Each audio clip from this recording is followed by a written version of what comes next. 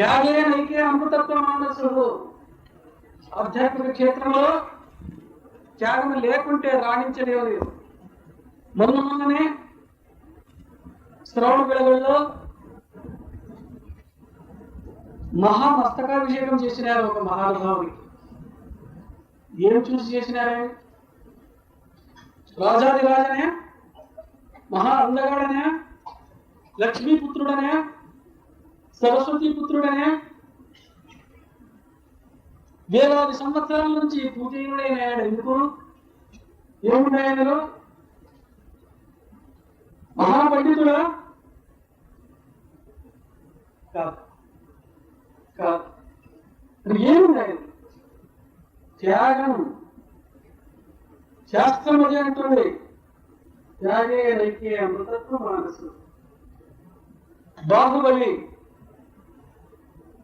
ఒక రాజవంశంలో పుట్టినటువంటి ఒక వీరుడు. ఆయన తండ్రి కూడా పెద్ద ఆధ్యాత్మిక క్షేత్రంలో వచ్చినటువంటి ఒక తీర్థంకరుడే. ఇద్దరు కుమారులకు రాజ్యం పనిచేసి ఆయన తపస్సుకు వెళ్ళిపోతాడు. పెద్దవాడు భరతుడు, చిన్నవాడు బాహుబలి. భరతుడు చక్రవర్తి కావాలి అని చెప్పి పట్టుబడతాడు. చక్రాన్ని పంపిస్తాడు. ఆ చక్రాన్ని అందరూ తలవచ్చారు. ఆ చక్రాన్ని ఆ కాలంలో పద్ధతి, ప్రతి ఒక్క చోట పోతుంది, అందరూ దాన్ని గౌరవిస్తారు. మేము నీకు లోబడి ఉంటాము అని. బాహుబలి ఉండే ప్రాంతానికి వస్తుంది. చూస్తాడు బాహుబలి, లేఖ రాసి పొందుతాడు. అన్నా, నువ్వు వయసులో నాకంటే పెద్దవాడు, నీకు గౌరవిస్తాం, ఆదరిస్తాం. అయితే నువ్వు చక్రవర్తిగా నేను స్వీకరించాను. ఎందుకు? నాకు బలం ఉంది, నాకు సైన్యం ఉంది, నాకు అధికారం ఉంది, కాబట్టి నేను ఒప్పుకోను అని అంటాడు. అన్న రాసి పొందుతాడు. నీకు ఇంత అహంకారమా?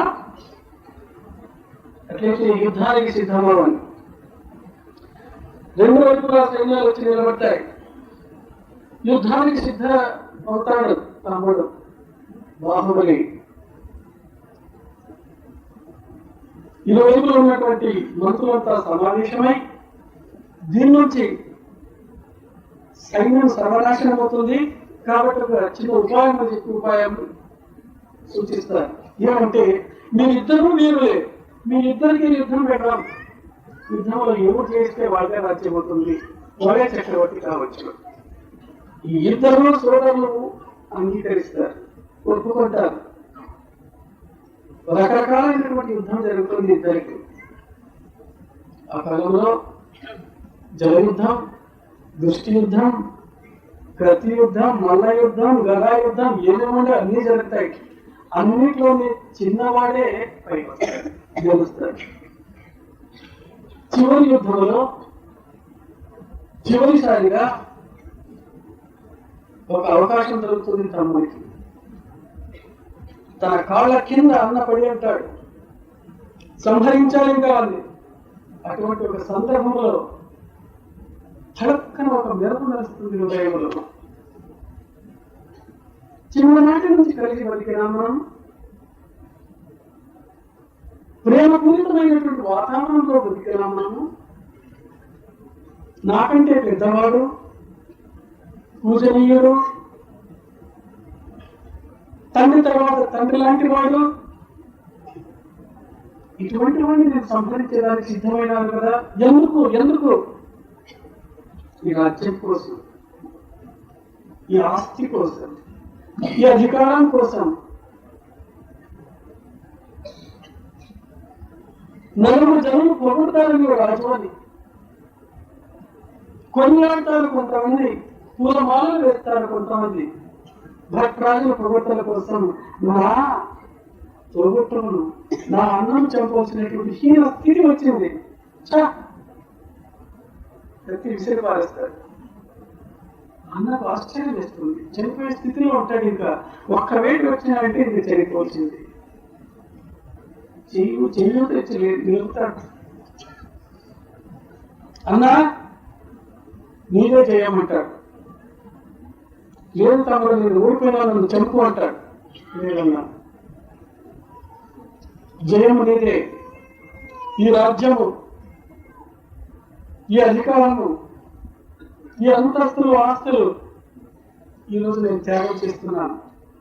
సర్వము విడిచిపెట్టి నేను వెళ్ళిపోతాను. తమ్ముడు నువ్వు పోవద్దు. లేదన్నా, క్షణికమైనటువంటి సుఖాలను చూసి, ఈ అధికారాలను చూసి నేను ఇంతకాలము నేను భ్రమలో పడినాను, అజ్ఞానంలో పడినాను. నాకు అవసరం లేదు, పోతున్నాను. తీసుకో, సర్వము నీదే. ఎక్కడికి పోతావు? తపస్సుకి వెళ్ళిపోతాను. ఆ కేవల జ్ఞానాన్ని సంపాదించడానికి పోతున్నాను. వెళ్ళిపోతాడు. తపస్సు చేసి జీవితాన్ని చాలిస్తాడు. అక్కడ ఏముంది? అక్కడ ఏం కనబడింది? త్యాగం, త్యాగం, త్యాగం. ఆ త్యాగానికే పూజలు, ఆ త్యాగానికే అభిషేకాలు జరుగుతున్నాయి. వేలాది సంవత్సరాల నుంచి వస్తుంది. అటువంటి శ్రవణ వేళలలో అటువంటి మహానుభావునికి అభిషేకం చేయాలి అంటే అటువంటి లక్షణాలు ఉండాలి వేయాలి. అక్కడ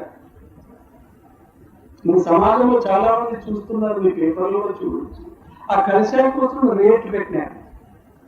మొట్టమొదటి కలశం తీసుకుంటే 25,000, 50,000. వాడు ఎటువంటి వాడు అయినాడు? నిరంతరము కోర్టులో అన్నదమ్ముల వద్ద కోర్టులో కేసులు జరుగుతున్నాయి ఆస్తి కోసం. అటువంటి వాడు అభిషేకం చేస్తాడు. తృప్తి అవుతుందే.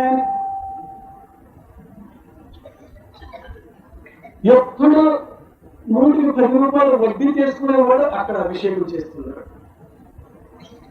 100కి 2 రూపాయలు అంటే తలతలు కొట్టుకుంటారు. 100కి 10 రూపాయల వడ్డీ తీసుకునే పెద్ద పెద్ద వ్యాపారస్తులు నేను ముందు నీవు ముందు, నేను ముందు నీవు ముందు, ఆ వడ్డీ నోట్లన్నీ ఇచ్చి కలిసి సంపాదిస్తున్నారు.